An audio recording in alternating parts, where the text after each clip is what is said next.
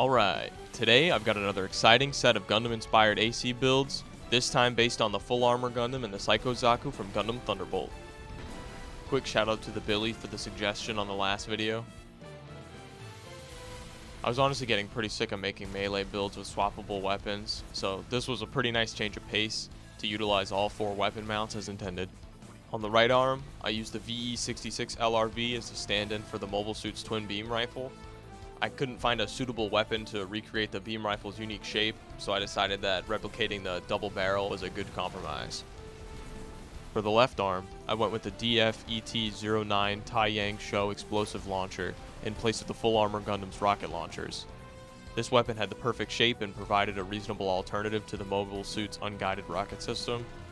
I remember seeing this weapon used in one of the trailers and thinking, that looks cool, but it probably won't scale well against other ACs.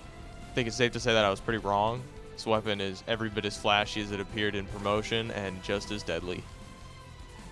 On the back right slot, I went with the VE-60 SNA stun needle launcher obtained at the end of Chapter 3 in your first playthrough. This weapon doesn't really look anything like the Full Armor Gundam's beam cannon or provide the same functionality, but I found that it really tied the build together. Something like the Phazon-60E plasma cannon would probably be a more accurate looking choice. For the final weapon, I chose the BML-G2/P08 Duo-03 dual missile launcher. This provided me with 6 forward-facing missile bays, just like the original design. Now that we have all that sorted, let's take a look at the main body. The head is the Melander C3, which I have decided will represent a traditional Gundam head in the series until further notice. I also used the Melander base core for similar reasons. I had to compromise and use the stock tool arms to balance the AC properly, and the Melander legs provided the right amount of bulk and obviously matched the rest of the AC pretty well. As far as piloting this unit goes, I tried to focus on building up impact using the laser rifle and the missiles, saving the stun needle and the explosive launcher to deal massive damage while the enemy staggered. The color scheme for the Full Armor Gundam is pretty simple. I used 2 grays for the main color and a darker shade for some of the inner frame components.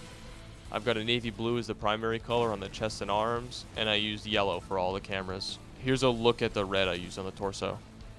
The weapons get a mix of dark grays with a touch of navy blue on the laser rifle and the needle launcher. The needle launcher also gets a light gray tip to match the rest of the frame.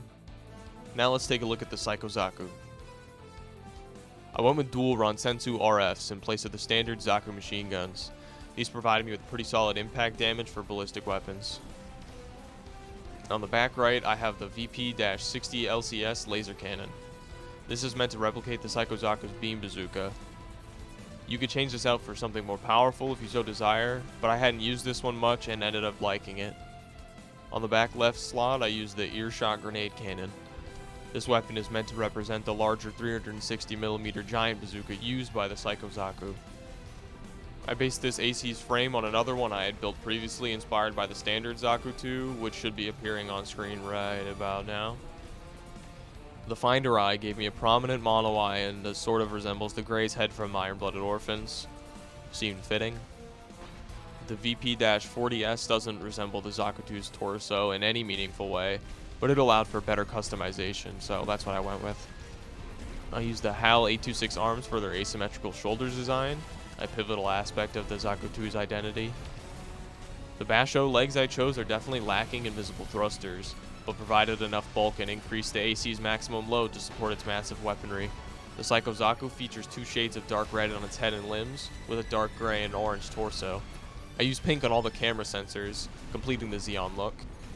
Anyway, I think that's going to do it for the guide section of this video. Please like and subscribe if you enjoyed it. If you want to stick around a little while longer, here's some extended gameplay of both ACs. Thanks for watching.